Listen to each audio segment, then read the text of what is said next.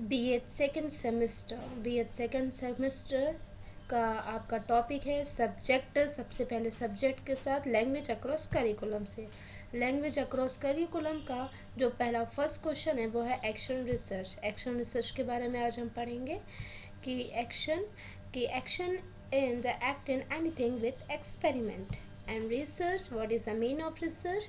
कि to seek again to learn more and to search more and something new. Next हम describe करेंगे इसका concept कि concept क्या है एक्शन रिसर्च का। Action research is the systematic the multi stage cycling process which seeks to improve practice through the implementation of informed and the incremental changes।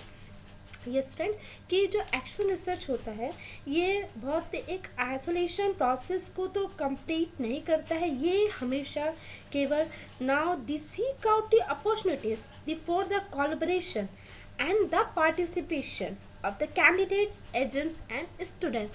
So here we should to plan in action and search. So this is a cycling process. Is the cycling process is ये चलती है आपकी planning से, फिर action, फिर analysis, फिर आपका conclusion कि कंक्लूसिव पॉइंट क्या है।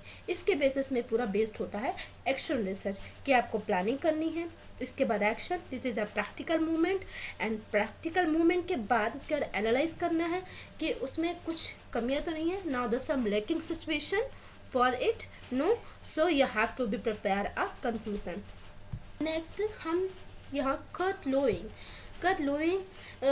First use the term for action research, but लेकिन इनको और एक्चुअली में इसके ओरिजिनेटर थे Stephen M Corey of the action research in the field of education में उन्होंने एक्शन रिसर्च की डेफिनेशन कैसे एक्सप्लेन करी, आइए हम देखते हैं कि action research in the education is the research undertaken by the practitioner to find out what action can be taken to solve a certain problems or to improve their practice।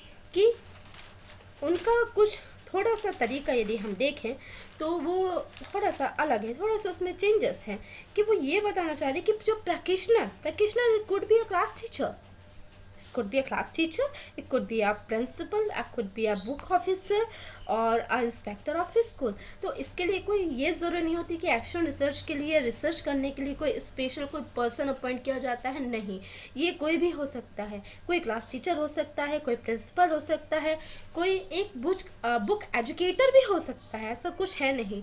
तो जो curriculum inverted कर सकते हैं वो करते हैं, वो भी ये काम कर सकते हैं, ये आपके ही बीच में मैनेजमेंट से कोई इसका काम संभाल सकता है। तो इसके लिए कोई भी स्पेशल बंदा अपॉइंट करने की ज़रूरत नहीं होती है कि जिसको हम बोल सकते हैं कि इसमें कैसे कैसे प्रॉब्लम हम देख सकते हैं कि problem of education, it should be related education system improvement, related to curricular improvement. तो इसमें बात हो रही है केवल इम्प्रूवमेंट की, केवल इम्प्रूवमेंट करना है, इम्प्रोवाइज करना है, इम्प्लीमेंटेशन करना है, ये इसका मेन मोटो है एक्शन रिसर्च का। देखते हैं इसके कुछ कैरेक्टरिस्टिक्स हैं, मतलब इसकी कुछ विशेषताएं हैं, ठीक है, कैरेक्टरिस्टिक्स हैं। इसमें हम देख सकते हैं कि all the terms of scientific research, कोई भी हम काम करते हैं बिना कोई भी टेक्नोलॉजी या साइंटिफिक मेथड के बिना नहीं कर पाते हैं। इसके लिए साइंटिफिक मेथड के हमें सारे टर्म्स वो अज्यूम करने, इसमें सारे टर्म्स लेने हैं कि जैसे यदि हम बोले प्रैक्टिकल मूवमेंट वो भी ज़रूरी है और थियोरेटिकल मूवमेंट वो भी ज़रूरी है, बट टेक्निकली यदि हम उसको साइंटिफिकली भी हैंडल करते हैं वो हमारे लिए बहुत अच्छा होता है। नेक्स्ट है प्रॉब्लम सॉल्विंग मेथड, कि प्रॉब्लम सॉल्विंग मेथड कि आपका पहले प्रॉब्लम है किस टाइप का, कि आपका प्रॉब्लम ऐसा तो नहीं कि प्रॉब्लम का जो आपका लेवल है वो आपका वो नहीं कर रहा है कि उसको अप्लाई नहीं कर रहा है। प्रॉब्लम का भी एक मेथड होता है और उसको जब हम प्रॉब्लम देख लेते हैं कि कैसी प्रॉब्लम है उसको डिस्कवर करना ज़रूरी है।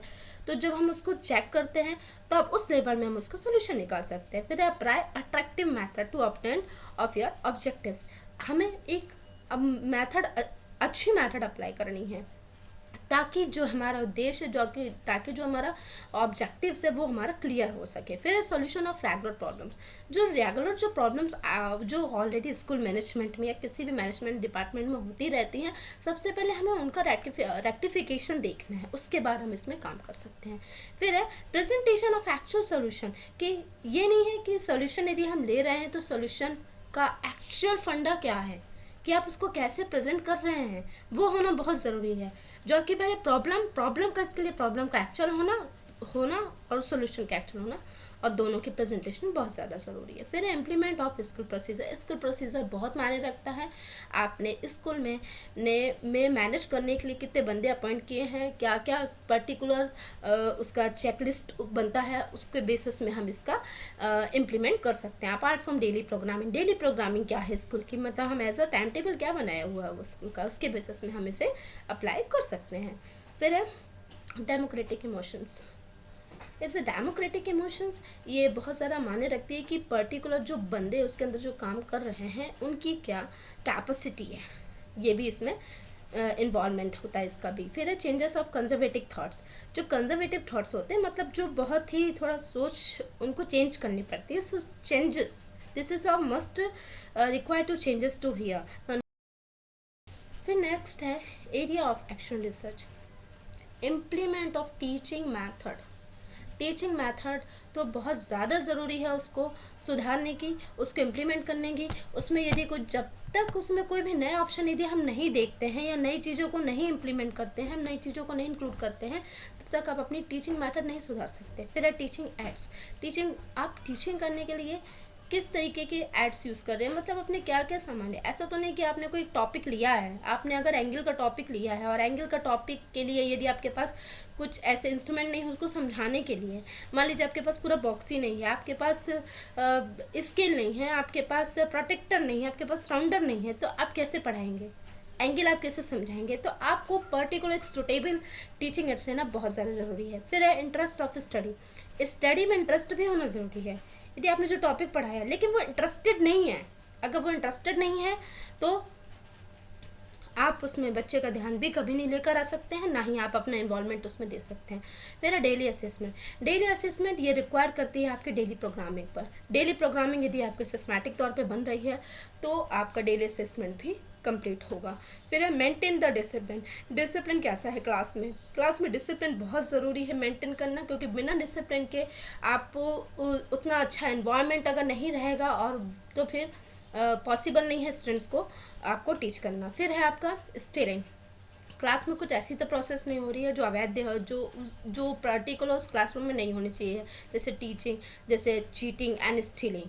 ठीक है, रूल्स रेगुलेशन का भी ओबे द रूल्स रेगुलेशंस। ये आपको ये क्राइटेरिया है, ये हर जगह का प्रॉब्लम है, लेकिन हमें इस प्रॉब्लम को, इसके लिए रूल्स रेगुलेशन निकालने हैं, इसको हमें अपने लेवल में शॉर्ट आउट करना पड़ता है बिना किसी को प्रॉब्लम दिए हुए। फिर है बंक ऑफ स्कूल। ये भी एक बहुत बड़ा इशू होता है स्कूल में, इसके लिए भी हमें अपने मैनेजमेंट के लेवल पे बात करना होता है। फिर होते हैं कुछ बच्चे होते हैं जो प्रोलॉन्ग एब्सेंस स्टेटस होता है, कि वो जैसे स्कूल में अगर कुछ ऐसा टॉपिक चल रहा है तो वो स्कूल आना पसंद नहीं करते, वो इवन कोचिंग या क्लासेस कुछ ऐसे लेते हैं, तो फिर उनको लगता है कि हम स्टेप्स ऑफ एक्शन रिसर्च।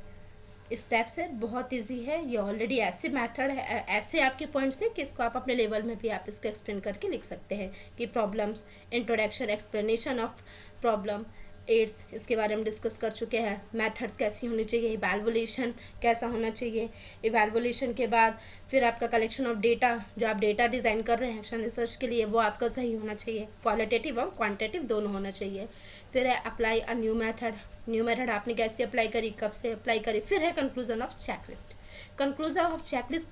ये जितने भी आपने प्रॉब्लम क्या थी, फिर आपने उसका इंट्रोडक्शन दिया, फिर आपने कौन कौन से एड्स लिए, आपने क्या इंस्ट्रूमेंट लिए पढ़ाने के लिए, फिर आपने क्या उनको सजेस्ट किया, फिर क्या आपने मेथड करी, फिर इवैल्यूएशन क्या है, फिर इवैल्यूएशन लेने के बाद फिर उसके आप कलेक्शन, डेटा को आप 2 पार्ट्स में डिवाइड करके करना है आपको, क्वालिटेटिव और क्वांटिटेटिव दोनों टाइप के आपका डेटास का सबमिशन ज़रूरी है। फिर अप्लाई अ न्यू मेथड, उसके बाद आपको क्या लगता है कौन से आप करेक्शन मेथड इसमें यूज़ कर सकते हैं इसको और अच्छा अपडेट करने के लिए।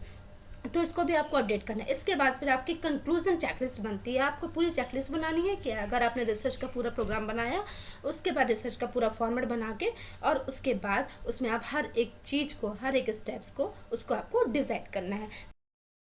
फिर है बेनिफिट्स। बेनिफिट्स भी बहुत ईजी हैं। Improvise to problem based upon thoughts, implement of methodology, awareness of teaching skills, development of scientific method, introduction of steps of research, inspire for study, enhancement of aspects of student and their achievements, implementation of school management, development of democratic values and modern education, modern teaching aids. modern teaching aids ये बहुत ही ज़्यादा compulsory हैं, बहुत ही ज़्यादा आपके लिए एक review का काम करते हैं, और इसके लिए आपकी प्लानिंग भी बहुत ज़्यादा होती है करनी ज़रूरी, कि प्लानिंग के लिए ये रहता है कि हम बहुत सारी चीज़ें ले सकते हैं और आपका